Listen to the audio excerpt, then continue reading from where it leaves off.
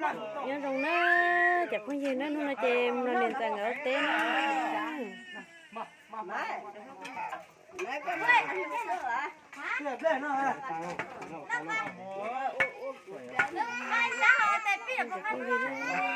tay nhớ rồi.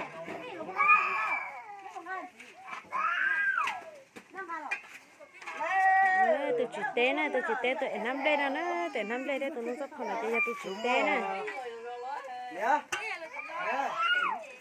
em muốn sống nào em muốn làm sao Nếu muốn lâu ra, chứ phải uống lâu của chứ có những con chân đất bè mà. em nuôi cái gì ở bên trái cá tao hấp đi Ôi trắng mà. ủa thò luôn Chết lâu ha, cái này kìa. Cày một cái ra, lỡ trắng, lỡ trắng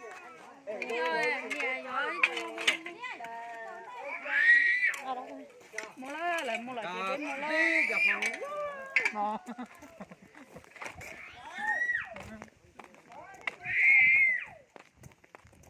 nó bé mua tê nó mình dây to nó xảo nữa Nhưng mà tôi trước.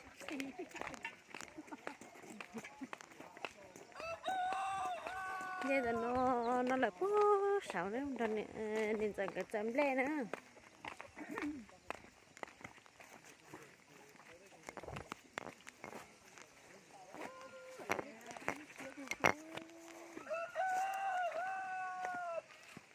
ôi vậy to sao vậy không nhiều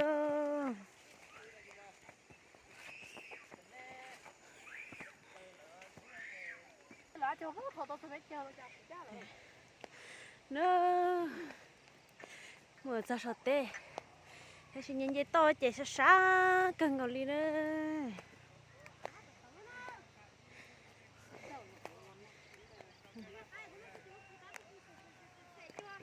chưa xe xe mẹ cha chưa xe hết xe rồi bác cười cha xe nè xe quá rồi xe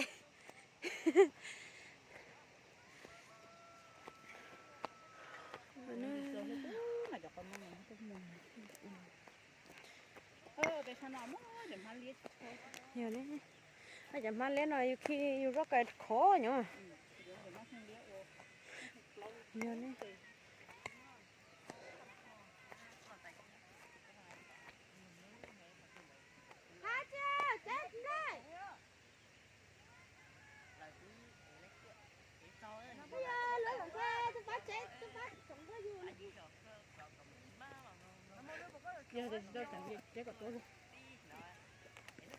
Này, chúng ta trồng ăn trái à tôi đâu. thôi tính của chế không mấy cái chơi cố mà nó mà trốn thế Em tôi mà trồng nè. chế cả tôi rồi sao chế xí thì chế chảo chế cả tôi chảo Trống mà cho lời đó. Chế của tôi rồi nè. nó nè tôi chọn nè béo bên này nó chả nhăn đông được bể họ liền chỉ nó bố bể ở trong sống em ơi còn nó còn mấy nó ta lá trong cơ xì xì cho nó bể trong bể ta sẽ ta bể không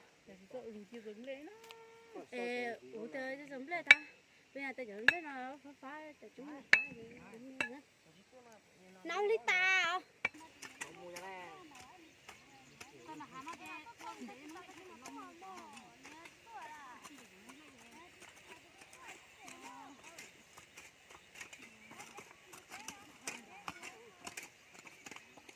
nó nữa chấm leo